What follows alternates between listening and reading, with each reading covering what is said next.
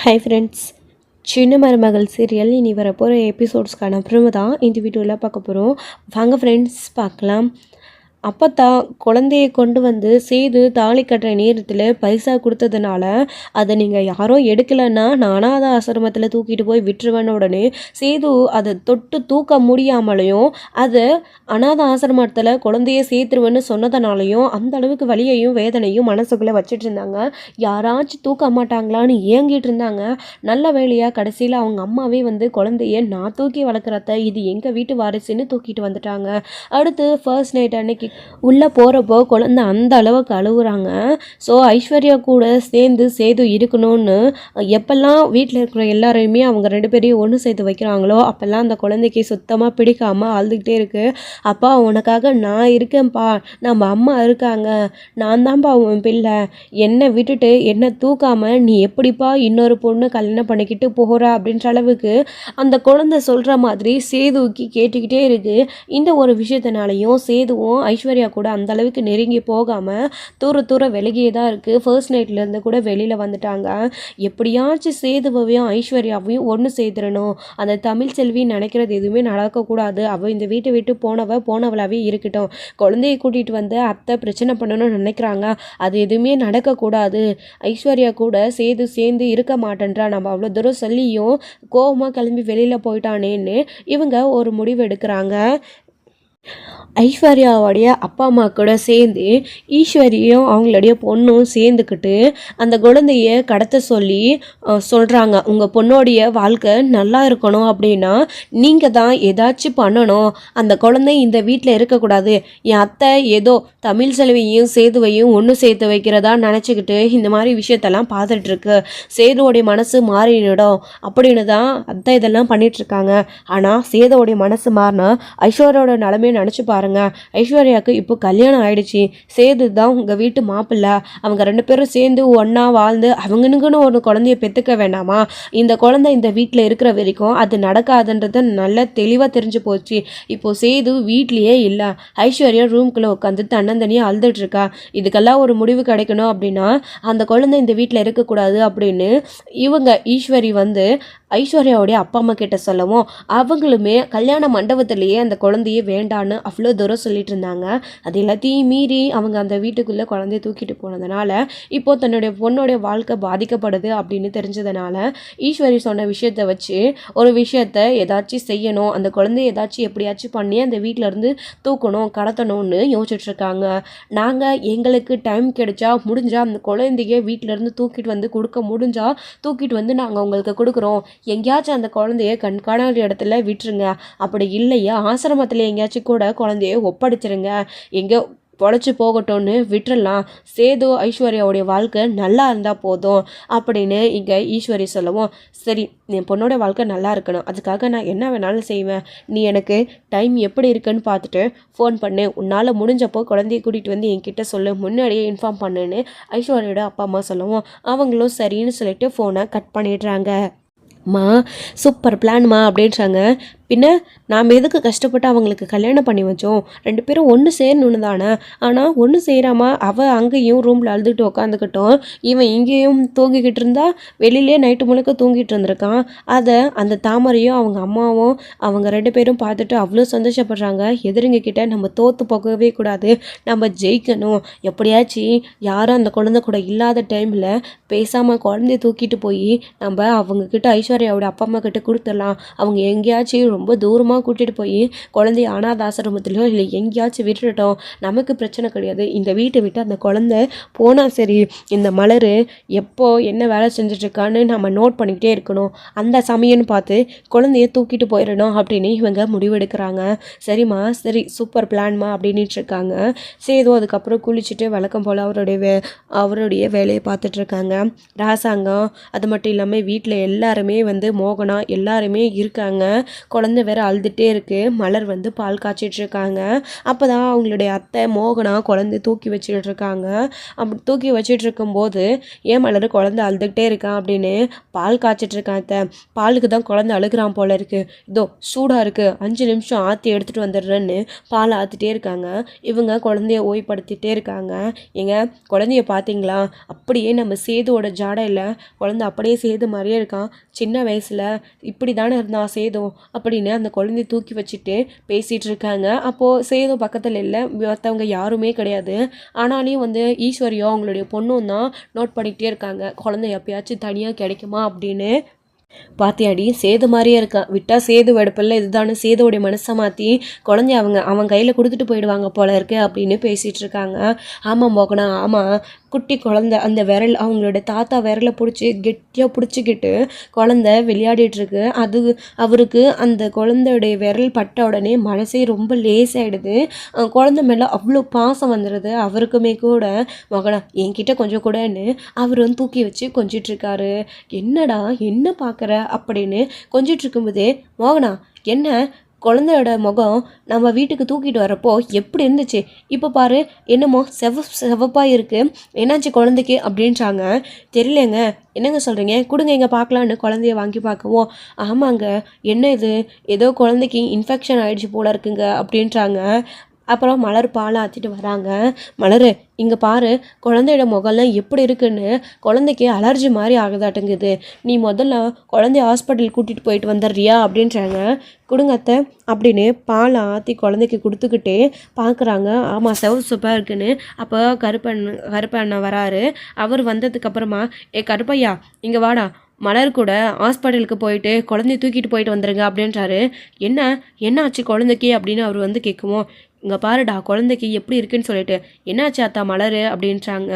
தெரியல, குழந்தைக்கு ஒரு வேளை தாய்ப்பால் இல்லாமல் ஒட்டிப்பால் கொடுக்கறதுனால சக்தி கம்மியாக இருக்கோ என்னவோ, இந்த மாதிரி அலர்ஜியெல்லாம் வருது, டாக்டர்கிட்ட கூட்டிகிட்டு போயிட்டு வந்தோன்னா ஏதாச்சும் ஆயில்மெண்ட்டோ க்ரீமோ ஏதாச்சும் தருவாங்க, செட் ஆகிடும் அப்படின்றாங்க. சரி அத்தா, சரி குழந்தைய நீ பஸ் ஆற்றி தூக்கிட்டு வா, நாம் 2 பேரும் ஹாஸ்பிட்டல் போயிட்டு வந்துடலாம், நான் வண்டியை ரெடி பண்ணி வைக்கிறேன்னு கருப்பன் வெளியில் போகிறாரு. அப்போ தான் தாமரையும் அவங்க அம்மாவும் வராங்க. அதே டைமில் சேதுவும் அங்கே வராரு. குழந்தைய ஹாஸ்பிட்டல் தூக்கிட்டு போயிட்டு வந்துடுங்க, இதில் பணம் இருக்குதுன்னு சொல்லிட்டு மலர்கிட்ட கொடுக்குறாங்க. மலரும் வாங்கி வச்சுக்கிறாங்க. சேது எல்லாத்தையும் நின்று பார்த்துட்டு தான் இருக்காங்க. அப்போ தான் இங்கே தாமரை இருந்துக்கிட்டு வேணும்னே கேட்குறாங்க, சேது அங்கே இருக்காங்க அப்படின்றதுனாலேயே, என்னாச்சத்தை குழந்தைக்கு என்னாச்சு, எதுக்கு குழந்தைய தூக்கிட்டோம் ஹாஸ்பிட்டல் போக சொல்கிறீங்க அப்படின்னும், என்னன்னே தெரியல தாமரை, குழந்தைக்கு அலர்ஜி மாதிரி இருக்குது, ஹாஸ்பிட்டல் கூட்டிகிட்டு போயிட்டு வந்தால் சரியாக போயிடும்ல, பச்சை குழந்தை நிறைய நமைச்சல் மாதிரி எடுக்கும், அது அழுதுகிட்டே இருப்பாள்ல, அதனால தான் குழந்தைய ஹாஸ்பிட்டல் தூக்கிட்டு போயிட்டு வர சொல்கிறேன் அப்படின்றாங்க. சரி தாமரை நீ கிளம்பு அப்படின்ன உடனே பசி ஆத்தின உடனே சரி நான் போயிட்டு வரேன்னு சொல்லிட்டு அவரும் கிளம்புறாரு. 2 பேரும் காரில் ஏறிக்கிட்டு ஹாஸ்பிட்டலுக்கு போகிறாங்க. சேதுக்கு குழந்தைக்கு அலர்ஜி மாதிரி இருக்குன்னு உடனே மனசே தாங்கள, ரொம்ப ரொம்ப கஷ்டமாக இருந்துச்சு.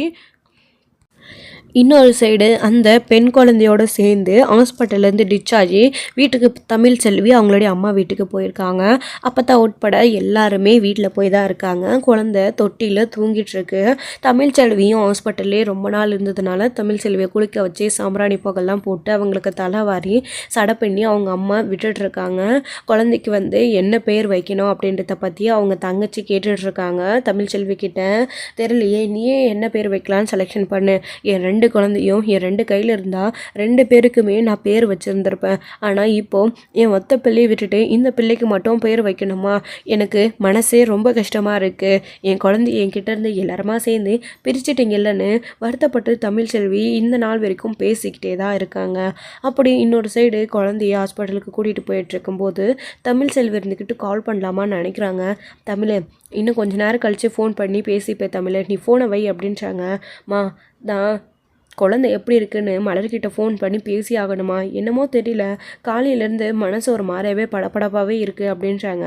என்ன தமிழ நீ சும்மா ஏதாச்சும் நினச்சிக்கிட்டு, இவ்வளோ நாள் ஹாஸ்பிட்டல் இருந்தேன், அங்கே மாத்திரை மெடிசன் ட்ரீட்மெண்ட் எல்லாம் கொடுத்துட்டு இருந்தாங்க, பச்சை உடம்புக்காரி நீ இப்போ தானே பிள்ளை பெற்று வீட்டுக்கு வந்திருக்க, அப்படி தான் இருக்கும், அதுக்கு தான் நல்லா சத்தாக சாப்பிடணும்னு சொல்கிறது, நீ வா தமிழுங்க வெயிலில் உட்காரு, உன் தலையை நல்லா காய போடு, இல்லைனா குழந்தைக்கு சளி பிடிச்சிக்கும், நீ வந்து இங்கே உட்காரு, குழந்தைக்கு பால் கொடுக்கணும்ல, தலை நல்லா சூடெல்லாம் ஆறட்டும், நான் உனக்கு போய் சாப்பாடு எடுத்துகிட்டு வரேன்னு அவங்க அம்மா எதுவும் சொல்லி அப்போதைக்கு ஃபோன் பண்ண விடாமல் தடுத்துடுறாங்க.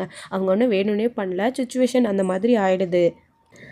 இன்னொரு சைடு குழந்தைய ஹாஸ்பிட்டல் கூட்டிகிட்டு போய் டாக்டர்கிட்ட செக் பண்ணதுக்கப்புறமா குழந்தைக்கு தாய்ப்பால் கொடுக்குறது இல்லைங்களா, ஏன் இப்படி ஆச்சுன்னு கேட்குறாங்க. டாக்டர் அது வந்து குழந்தைக்கு புட்டிப்பால் தான் கொடுக்குறோம் அப்படின்னு உடனே, என்னங்க இது குழந்தை பிறந்து எவ்வளோ நாள் ஆகுது அப்படின்றாங்க. டாக்டர் அது 4 நாள் அப்படின்றாங்க. ஏங்க பிறந்த 4 நாள் ஆன குழந்தைக்கு யாராச்சும் புட்டிப்பால் கொடுப்பாங்களா? குறைஞ்சது 6 மாதமாச்சு குழந்தைக்கு தாய்ப்பால் கம்பல்சரி கொடுத்தாகணும். அதுக்கப்புறமா 1 வருஷம் வரைக்கும் நீங்கள் கண்டினியூ பண்ணணும். அப்புறம் கொஞ்சம் கொஞ்சமாக சாப்பாடு சாதம் இதெல்லாம் கொடுக்க ஆரம்பிக்கணும். பிறந்த 4 மாத அதாவது 4 நாள் குழந்தைக்கு புட்டிப்பால் கொடுக்குறீங்களே, அப்போ அலர்ஜி வராமல் வேறு என்ன வரும்? குழந்தைக்கு சத்து இல்லாமல் இப்படி தான் ஆகும். நீங்கள் குழந்தைய உள்ள டெஸ்ட்டுக்கு கொடுங்க, டெஸ்ட் எடுத்துகிட்டு குழந்தையோட உடல்நிலை எப்படி இருக்குன்னு தான் நாங்கள் சொல்ல முடியும், நீங்கள் வெயிட் பண்ணுங்கன்னு டாக்டர் சொன்னதும் சரிங்க டாக்டர் அப்படின்னு டாக்டர்கிட்டே இவங்க 2 பேரும் பேசிட்டு சிஸ்டர்கிட்ட குழந்தைய கொடுத்துட்டு வெளியே வந்து வெயிட் பண்ணுறாங்க. அத்தா என்ன அத்தா இப்படி சொல்கிறாங்க அப்படின்னு. டாக்டர் ஒன்றும் பொய் சொல்லலையேன்னு உண்மையை தானே சொல்கிறாங்க, தாய்ப்பால் தானே குழந்தைக்கு கொடுக்கணும், நாம் கொடுக்கறது புட்டிப்பால், அதுவும் பசும்பால் பவுடர் பால், இதெல்லாம் கொடுத்தா குழந்தைக்கு இப்படி தான் ஆகும், நம்ம ட்ரீட்மெண்ட் எடுத்து தான் ஆகணும் அப்படின்றாங்க. சேதுவோட குழந்தைக்கு இந்த நிலமை வந்திருக்கவே கூடாது. குழந்தை பிறக்க போது எப்படியோ 2 பேரும் ஒன்று சேர்ந்துட்டாங்க, சந்தோஷமாக இருப்பாங்கன்னு பார்த்தா கடைசியில் என்னென்னமோ நடந்து போச்சு. இந்த சேது பையனும் முட்டாள்தனமாக யோசிச்சு விவாகரத்தான அடுத்த நிமிஷமே முக்கியமாக சேதுக்கும் தமிழ் செல்விக்கும் ஒன்றும் இல்லைன்னு அறுத்து விட்டா உடனே ஐஸ்வர்யாவை கல்யாணம் பண்ணிக்கிட்டான் பாரு. இவனுக்கு கொஞ்சம் கூட மனசாட்சியே இல்லை. அந்த பிஞ்சு குழந்தை பார்த்ததுக்கப்புறமா வாச்சு ஏதாச்சும் அவனுக்கு மனசு இறங்குதா, அதுவும் இல்லை அப்படின்னு கோவமாக தான் பேசிகிட்டு இருக்காங்க. அப்படியே குழந்தைய டெஸ்ட்டுக்கு கொடுக்கும்போது அந்த ஹாஸ்பிட்டலுக்கு வந்த ஒரு பாட்டி குழந்தைய அங்கேருந்து யாருக்கும் தெரியாமல் தூக்கிட்டு போயிடுறாங்க. ஆக்சுவலி சிஸ்டர் வந்து அங்கே வச்சுட்டு குழந்தைய டெஸ்ட் எடுக்கணும்னு சில டெஸ்ட்டெல்லாம் எடுத்துகிட்டு இருக்கும்போது குழந்தைய தூக்கிட்டு போயிட்டாங்க. இப்போ குழந்தைய காணோன உடனே, ஏங்க குழந்தைய அங்கே தானே டெஸ்ட்டுக்கு படிக்க வச்சுருந்தேன், எங்கே அங்கே குழந்தை அதை வரைக்கும் தூக்கிட்டு வந்துட்டிங்களா, கொடுங்கன்னு கேட்குறாங்க. என்ன சிஸ்டர் விளையாடுறீங்களா, உங்ககிட்ட தானே குழந்தைய கொடுத்தோம், இப்போது இப்படி சொன்னால் எப்படி அப்படின்றாங்க. ஐயோ குழந்தைய காணுமே அப்படின்றாங்க. ஹாஸ்பிட்டலே உடனே பரபரப்பாகிடுது. கருப்பன் கோவப்பட்டு கருப்பண்ணை வந்துட்டு சிஸ்டர்கிட்ட டாக்டர்கிட்ட எல்லாருக்கிட்டையுமே கோவப்பட்டு பேசுகிறாங்க. உங்களை நம்பி தானே குழந்தைய ஒப்படைச்சிட்டு இங்கே வெயிட் பண்ணோம், அதுக்குள்ளே குழந்தைய காணோன்னா என்ன அர்த்தம், எங்களுக்கு தெரியாது, குழந்தை வேணும், குழந்தை இப்போ கிடைக்கல அப்படின்னா இந்த ஹாஸ்பிட்டல் பேரே கெட்டு போயிடும், நாங்கள் ஹாஸ்பிட்டல் மேலே கம்ப்ளைண்ட் கொடுப்போம், குழந்தை இன்னும் வேணும் எங்களுக்கு 24 மணி நேரத்தில் அப்படின்னு கோவமாக எல்லாத்தையும் அவர் பேசிகிட்டு இருக்கோம். சார் நீங்கள் பதற்றப்படாதீங்க, குழந்தை எப்படியாச்சும் கிடைச்சிடும், எங்கள் ஹாஸ்பிட்டலில் CCTV கேமரா இருக்குது, செக் பண்ணுறோம் அப்படின்னு அவங்களும் சொல்லிகிட்டு இருக்காங்க.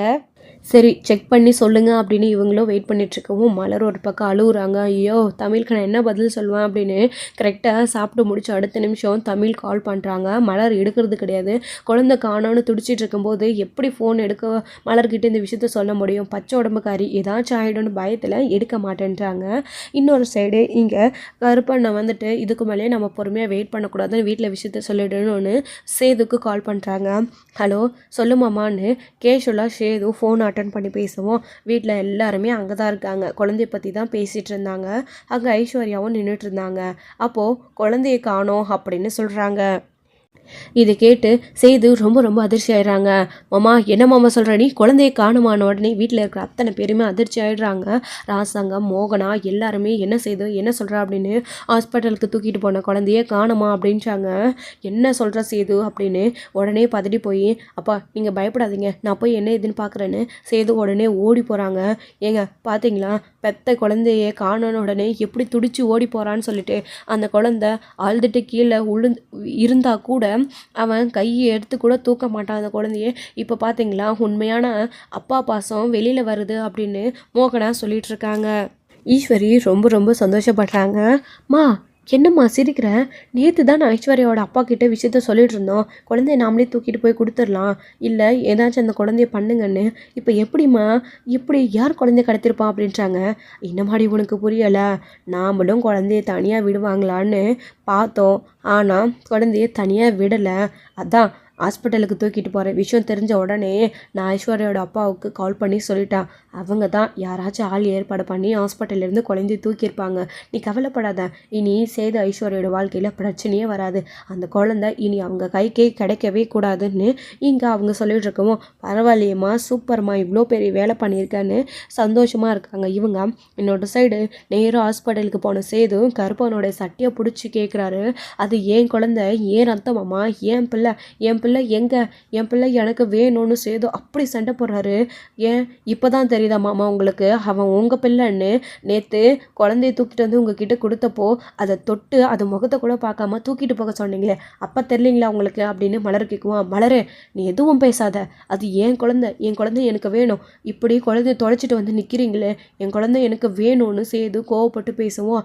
மலரே, அத்தா விடு மலரே, என்னதான் இருந்தாலும் பெத்த பாசம் இருக்குல்ல, இப்போ இல்லை பெத்த வயிறு துடிக்குது, இருக்கட்டும் அப்படின்னு இருக்காங்க. அப்போ தான் டாக்டரை செக் பண்ணிட்டு வந்து சரிங்க வாங்கன்னு கூப்பிடுறாங்க. எப்படிங்க உங்களை நம்பி தானே குழந்தைய ஒப்படைச்சோம், இப்படி கொஞ்சம் கூட பொறுப்பு இல்லாமல் விட்டுட்டிங்களே அப்படின்னு.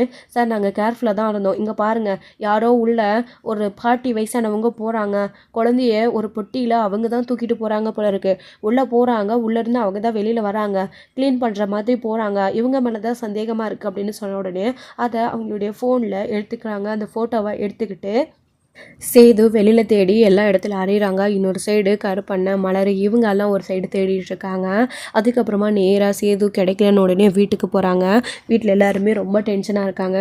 சேது எங்கேயா குழந்தை கிடச்சிருச்சான்னு கேட்கும்போது, குழந்தை யாரோ ஹாஸ்பிட்டல்லேருந்து கடத்திட்டு போயிருக்காங்கப்பா, அதுவும் யாரோ ஒரு வயசான பாட்டி, யாருன்னு தெரியல அப்படின்றாங்க. எனக்கு என்னமோ அவன் மேலே தான் சந்தேகமாக இருக்குது, அவள் தான் என் குழந்தைய கடத்திட்டு போயிருப்பா, அவள் தான் எப்படி என் பிள்ளையை என்கிட்ட விட்டுட்டான்னு நானும் நினச்சேன், அவள் தான் அப்படின்றாங்க. அப்படியெல்லாம் இருக்காதுப்பா அப்படின்னு கருப்பன்னு சொல்கிறாரு. நீங்கள் பேசாதீங்கன்னு உடனே மலருக்கு, அதாவது தமிழ் செல்விக்கு கால் பண்ணுறாங்க. அவரோட செல்லேருந்து ஃபோன் வந்த உடனே அதிர்ச்சி ஆகுறாங்க. என்ன திடீர்னு இந்த ஃபோனில் இருந்துன்னு சொல்லிட்டு ஃபோன் அட்டன் பண்ணுறாங்க. அட்டன் பண்ண உடனே என் குழந்தை எங்கிட்டன்னு கோவமாக கத்துறாரு. ஹலோ, என்ன இப்போ எதுக்கு கால் பண்ணி பேசுகிறீங்க, பொண்ணு என்கிட்ட தான் இருக்கா அப்படின்றாங்க. நான் பையனை கேட்குறேன், என் பையன் எங்கடி, என் குழந்தை எங்க, அவனை ஹாஸ்பிட்டல்லேருந்து காணோம், நீ தான் அவனை கடத்திட்டு போயிருக்க, எங்கே என் குழந்தை, கொடுக்குற மாதிரி கொடுத்துட்டு என் குழந்தை என்கிட்டேருந்து பிரிச்சிட்டியா அப்படின்றாங்க. என்ன சொல்கிறீங்க நீங்கள், எனக்கு எதுவுமே புரியல, அந்த அவசியம் எனக்கு கிடையாது, என் குழந்தை எங்க, அம்மாச்சி உங்ககிட்ட தானே யார்கிட்டையும் சொல்லாமல் தூக்கிட்டு வந்து கொடுத்தாங்க, இன்னை வரைக்கும் அதனால் நான் கோவமாக இருக்கேன், என் குழந்தை எங்கே அப்படின்னு கோவமாக கேட்கவும், நடிக்காதடி, அப்போதான் தூக்கிட்டு வந்து கொடுத்துட்டாங்கன்ற கோவத்தில் உன் பிள்ளையை என்கிட்டேருந்து பிரிச்சுக்கணும்னு நினச்சி என் பிள்ளைய என்கிட்டேருந்து இன்றைக்கி நாங்கள் ஹாஸ்பிட்டலுக்கு குழந்தைய தூக்கிட்டு வரோன்னு தெரிஞ்சு அங்கேருந்து குழந்தைய கடத்திட்டு இல்லைன்னு தெரிஞ்ச உடனே தமிழ்ச்செல்வி கீழே விழுதுக்கிட்டு என் குழந்தை எங்கன்னு, என் குழந்தைய காணோன்னு அப்படி அழுகுறாங்க. வீட்டில் இருக்கிற எல்லாருமே அப்படி துடிச்சு போகிறாங்க. துடிக்கிற உடனே அப்போத்தான் ஃபோன் எடுத்து, சேது என்னையா சொல்கிற நீ, குழந்தைய காணுமா, குழந்தை இங்கே இல்லையா, பொன் குழந்தை ஒருத்தி மட்டும்தான் இங்கே இருக்கா, எங்கேயா குழந்தை அப்படின்னுவோம். அமைச்சி குழந்தைய காணும் அமைச்சி அப்படின்றாங்க.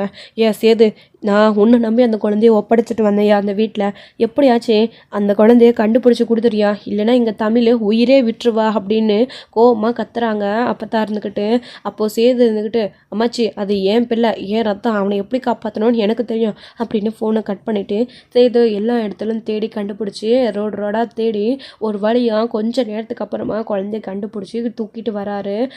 எப்படி குழந்தை கிடச்சிச்சின்னு தெரியல, சேது அப்படி இப்படின்னு தேடி கண்டுபிடிச்சி தூக்கிட்டு வராரு.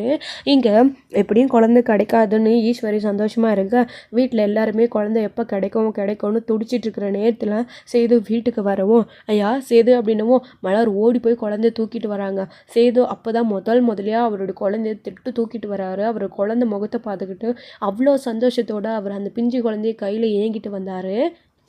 மோகனார்லேருந்து ராசாங்கம் வரைக்கும் எல்லாரையும் குழந்தைய பார்த்து சந்தோஷப்படுறாங்க, ரொம்ப ரொம்ப சந்தோஷப்படுறாங்க. அதுக்கப்புறமா வந்துட்டு மலர் ஃபோன் பண்ணி தமிழன்றாங்க. அக்கா என் குழந்தக்கா அப்படின்றாங்க. தமிழ் கூட ஒரு சைடு ரோடாக அவங்க குழந்தைய தேடி அழுதுட்டு இருந்தாங்க. என் குழந்தை எங்கே அப்படின்னு சொல்லிட்டு அவங்க அந்த குழந்தை முகத்தை கூட பார்க்க கிடையாது, அவங்கக்கிட்ட அந்த குழந்தையோட ஃபோட்டோ கூட கிடையாது. எப்படி தேடுறதுன்னு தெரியாமல் மலர், அதாவது தமிழ் செல்வி அப்படி அழுதுட்டு இருக்கும்போது தான் மலர் கால் பண்ணி குழந்தை கிடைச்ச விஷயத்த சொன்னவும் தமிழ் செல்விக்கு அவ்வளோ சந்தோஷமாக இருக்குது. நேரா தமிழ்ச்செல்வி அங்கே போய் நின்று வெளியே கத்திட்டு இருக்காங்க. வெளியில் வாங்க அப்படின்னு எல்லாருமே வெளியில் வராங்க அந்த குழந்தைய தூக்கிட்டு. அக்கா, என் குழந்தைய என்கிட்ட திருப்பி கொடுத்துருங்கக்கா. என் குழந்தை இங்கேருந்து பட்ட கஷ்டம் வரைக்கும் போதும். இந்த வீட்டோட வாரிசுன்னு கூட பார்க்காம அவனை வெளியே தங்க வைக்கிறதும் அவன் அழுதுகிட்டு இருக்கிறதும் என்னால் பார்க்க முடியல. நான் பெத்த குழந்த அவன். என் குழந்தைய என்கிட்டயே ஒப்படைச்சிடுங்க. எனக்கும் இந்த வீட்டுக்கும் எப்படி சம்மந்தம் இல்லையோ அதே மாதிரி என் குழந்தைக்கும் இந்த வீட்டுக்கும் எந்த சம்மந்தமும் வேண்டாம். என் குழந்தைய கொடுத்துருங்க அப்படின்னு மலர் கேட்டுட்ருக்காங்க. யாரடி உன் குழந்தை? இவன் ஏன் ரத்தம்டி, நான் பெத்த பிள்ளை. என் பிள்ளையை யாருக்கிட்டையும் கொடுக்க முடியாதுன்னு சேது சொல்கிறாரு. ஓ, இப்போ தான் தெரியுதா உங்கள் பிள்ளைன்னு? அத்து விட்டப்போ தெரியலையா? என்னை வீட்டை விட்டு துரத்தினப்போ தெரியலையா? என் மேலே என் நடத்த மேலே சந்தேகப்பட்டப்போ தெரியலையா அப்படின்னு தமிழ்ச்செல்வி கேட்குறாங்க. நீ 1000 பேசிக்கோ, ஆனால் இவன் என் பிள்ளை, கொடுக்க முடியாதுன்னு சேது சொல்லிடுறாரு. அக்கா, என் பிள்ளை முகத்தை கூட நான் பார்க்கலக்கா. ஹாஸ்பிட்டல்லேருந்து அப்பத்தை அப்படியே தூக்கிட்டு வந்தாங்க. என் பிள்ளை முகத்தை ஒரு தடவையாச்சும் நான் பார்க்கணுன்னு மலர்கிட்ட கேட்டுட்டு நின்றுட்டு இருக்காங்க. தமிழ்ச்செல்வி வந்து, நான் கொடுக்க மாட்டேன் மலர், கொடுத்தா அவள் பார்க்குற சாக்கில் அப்படியே என் குழந்தைய தூக்கிட்டு போயிடுவான்னு சேது சொல்லிட்டுருக்காரு.